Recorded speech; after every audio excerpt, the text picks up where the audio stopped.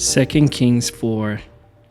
The wife of a man from the company of the prophets cried out to Elisha, "Your servant my husband is dead, and you know that he revered the Lord.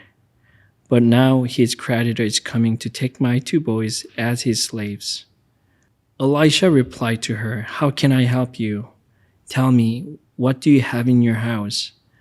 "Your servant has nothing there at all," she said, "except a small jar of olive oil." Elisha said, "Go around and ask all your neighbors for empty jars. Don't ask for just a few. Then go inside and shut the door behind you and your sons.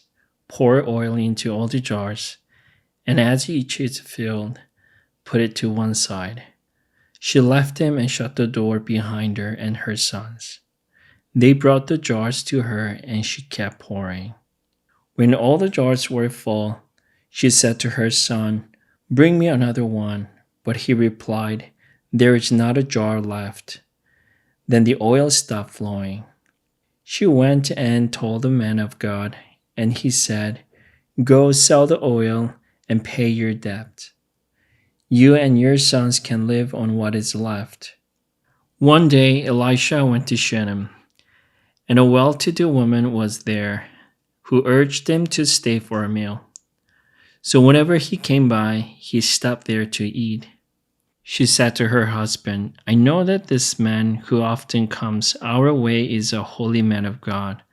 Let's make a small room on the roof and put it in a bed and a table, a chair, and a lamp for him. Then he can stay there whenever he comes to us." One day when Elisha came, he went up to his room and lay down there. He said to his servant Gehazi, "Call the Shunammite." So he called her, and she stood before him. Elisha said to him, "Tell her, you have gone to all this trouble for us. Now what can be done for you? Can we speak on your behalf to the king or the commander of the army?" She replied, "I have a home among my own people." "What can be done for her?" Elisha asked. Gehazi said, "She has no son, and her husband is old." Then Elisha said, "Call her." So he called her, and she stood in the doorway. About this time next year, Elisha said, "You will hold a son in your arms." "No, my lord," she objected. "Please, man of God, don't mislead your servant."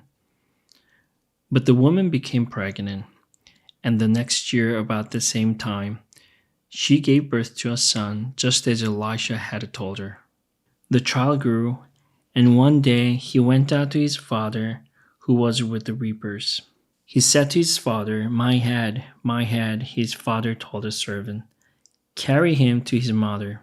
After the servant had lifted him up and carried him to his mother, the boy sat on her lap until noon, and then he died. She went up and laid him on the bed of the man of God, then shut the door and went out. She called her husband and said, "Please send me one of the servants and a donkey so I can go to the man of God quickly and return." "Why go to him today?" he asked. "It's not the new moon or Sabbath." "That's all right," she said. She saddled the donkey and said to her servant, "Lead on, don't slow down for me unless I tell you." So she set out and came to the man of God at Mount Carmel. When he saw her in the distance, the man of God said to his servant Gehazi, "Look, there's the Shunammite. Run to meet her and ask her, 'Are you all right? Is your husband all right? Is your child all right?'" "Everything is all right," she said. When she reached the man of God at the mountain, she took hold of his feet. Gehazi came over to push her away, but the man of God said, "Leave her alone. She is in bitter distress, but the Lord has hidden it from me and has not told me why." "Did I ask you for a son, my lord?" she said. "Didn't I tell you, don't raise my hopes?" Elisha said to Gehazi, "Tuck your cloak into your belt, take my staff in your hand, and run. But greet anyone you meet, and if anyone greets you, do not answer. Lay my staff on the boy's face." But the child's mother said, "As surely as the Lord lives and as you live, I will not leave you." So he got up and followed her. Gehazi went on ahead and laid the staff on the boy's face, but there was no sound, no response. So Gehazi went back to meet Elisha and told him, "The boy has not awakened." When Elisha reached the house, there was the boy lying dead on his couch. He went in, shut the door on the two of them, and prayed to the Lord. Then he got on the bed and lay on the boy, mouth to mouth, eyes to eyes, hands to hand. As he stretched himself out on him, the boy's body grew warm. Elisha turned away and walked back and forth in the room, and then got on the bed and stretched out on him once more. The boy sneezed 7 times and opened his eyes. Elisha summoned Gehazi and said, "Call the Shunammite." And he did. When she came, he said, "Take your son." She came in, fell at his feet, and bowed to the ground. Then she took her son and went out. Elisha returned to Gilgal, and there was famine in that region. While the company of the prophets was meeting with him, he said to his servant, "Put on the large pot and cook some stew for these prophets." One of them went out into the fields to gather herbs and found a wild vine, and picked as many of its gourds as his garment could hold. When he returned, he cut them up into the pot of a stew, though no one knew what they were. The stew was poured out for the man, but as they began to eat it, they cried out, "Men of God, there is death in the pot," and they could not eat it. Elisha said, "Get some flour." He put it into the pot and said, "Serve it to the people to eat," and there was nothing harmful in the pot. A man came from Baal Shalisha, bringing the man of God 20 loaves of barley bread, baked from the first ripe grain, along with some heads of new grain. "Give it to the people to eat," Elisha said. "How can I set this before 100 men?" his servant asked. But Elisha answered, "Give it to the people to eat, for this is what the Lord says, they will eat and have some left over." Then he set it before them, and they ate and had some left over, according to the word of the Lord. 2 Kings 5. Now Naaman was commander of the army of the king of Aram. He was a great man in the sight of his master, and highly regarded, because through him the Lord had given victory to Aram. He was a valiant soldier, but he had a leprosy. Now bands of raiders from Aram had gone out and had taken captive a young girl from Israel, and she served Naaman's wife. She said to her mistress, "If only my master would see the prophet who is in Samaria, he would cure him of his leprosy." Naaman went to his master and told him what the girl from Israel had said. "By all means, go," the king of Aram replied. "I will send a letter to the king of Israel." So Naaman left, taking with him 10 talents of silver, 6,000 shekels of gold, and 10 sets of clothing. The letter that he took to the king of Israel read, "With this letter I am sending my servant Naaman to you, so that you may cure him of his leprosy." As soon as the king of Israel read the letter, he tore his robes and said, "Am I God? Can I kill and bring back to life? Why does this fellow send someone to me to be cured of his leprosy? See how he is trying to pick a quarrel with me." When Elisha the man of God heard that the king of Israel had torn his robes, he sent him this message, "Why have you torn your robes? Have the man come to me, and he will know that there is prophet in Israel." So Naaman went with his horses and chariots and stopped at the door of Elisha's house. Elisha sent the messenger to say to him, "Go wash yourself 7 times in the Jordan, and your flesh will be restored and you'll be cleansed." But Naaman went away angry and said, "I thought that he would surely come out to me and stand and call on the name of the Lord his God, wave his hand over the spot, and cure me of my leprosy.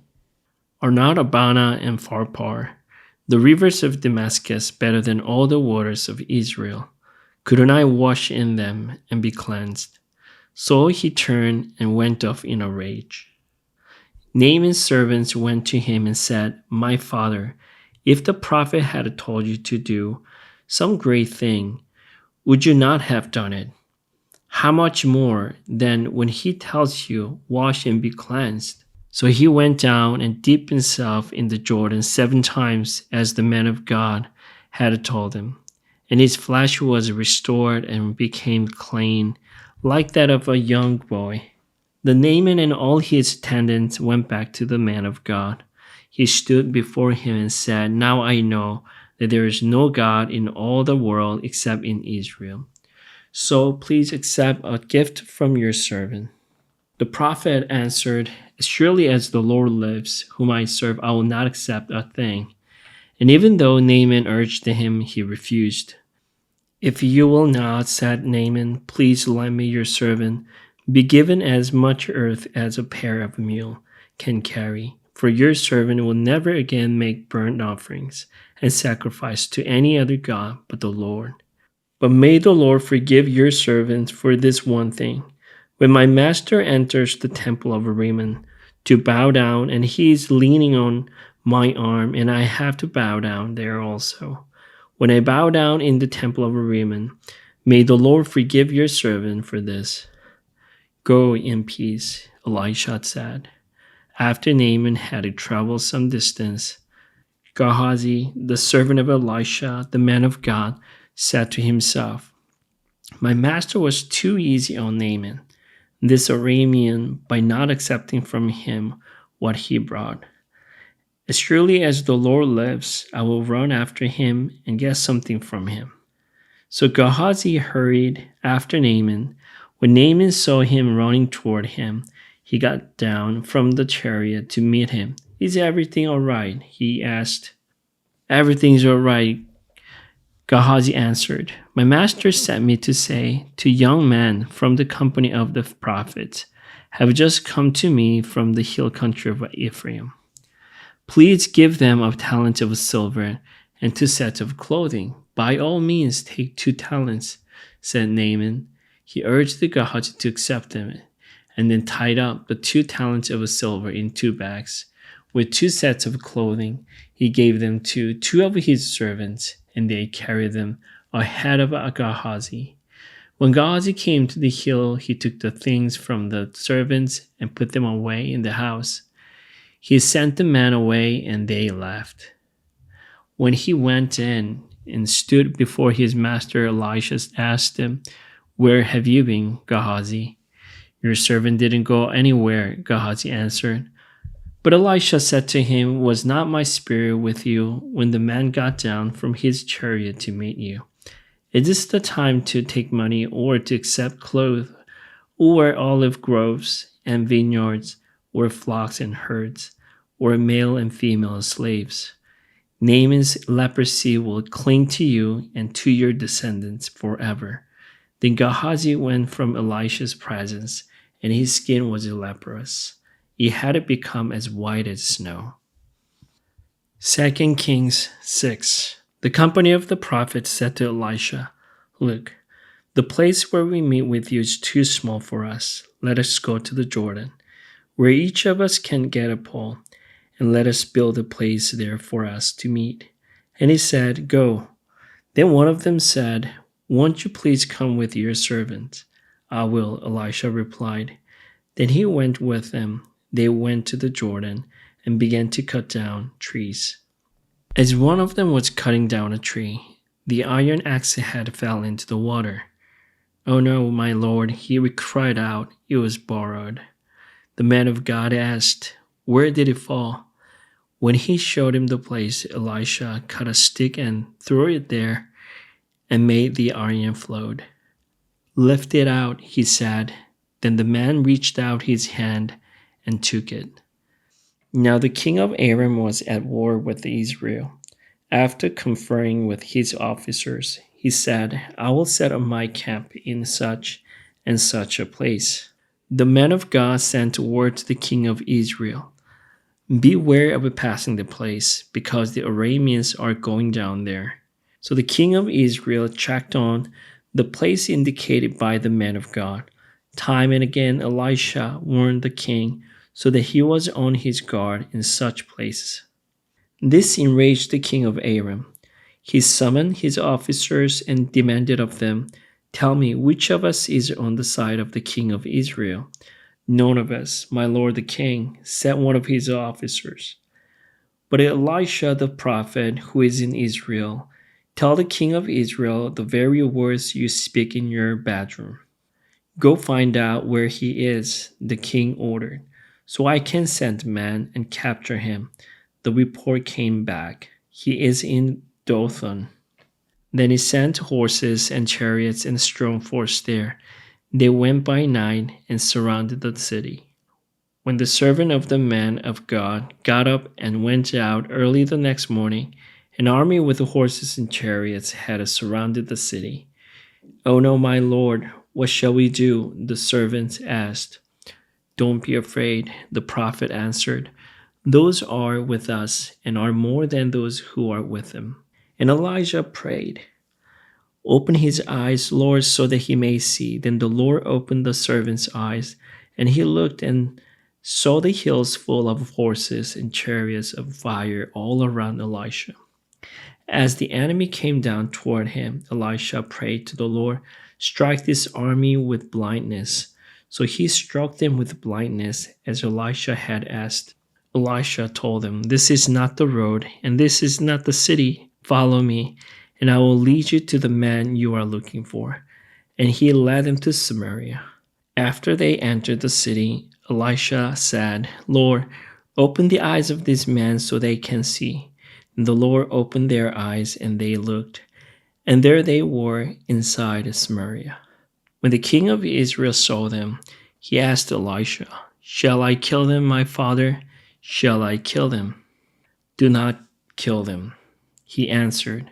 "Would you kill those you have captured with your own sword or bow? Set food and water before them, so that they may eat and drink and then go back to their master." So he prepared a great feast for them, and after they had finished eating and drinking, he sent them away, and they returned to their master. So the bands from Aram stopped raiding Israel's territory. Sometime later, Ben-Hadad, king of Aram, mobilized his entire army and marched up and laid siege to Samaria. There was great famine in the city. The siege lasted so long that the donkeys had sold for 80 shekels of silver, and a quarter of a cap of seed, pots for 5 shekels. As the king of Israel was passing by on the wall, a woman cried to him, "Help me, my lord the king." The king replied, "If the Lord does not help you, where can I get help for you? From the threshing floor? From the winepress?" Then he asked her, "What's the matter?" She answered, "This woman said to me, 'Give up your son so we may eat him today, and tomorrow we will eat my son.' So we cooked my son and ate him. The next day I said to her, 'Give up your son so we may eat him.' But she had hidden him." When the king heard the woman's words, he tore his robes. As he went along the wall, the people looked, and they saw that under his robes he had a sackcloth on his body. He said, "May God deal with me, be it ever so severely, if the hurt of Elisha son of Shaphat remains on his shoulders today." Now Elisha was sitting in his house, and the elders were sitting with him. The king sent the messenger ahead, but before he arrived, Elisha said to the elders, "Don't you see how this murderer is sending someone to cut off my head? Look, when the messenger comes, shut the door and hold it shut against him. Is not the sound of his master's footsteps behind him?" While he was still talking to them, the messenger came down to him. The king said, "This disaster is from the Lord. Why should I wait for the Lord any longer?" Amen.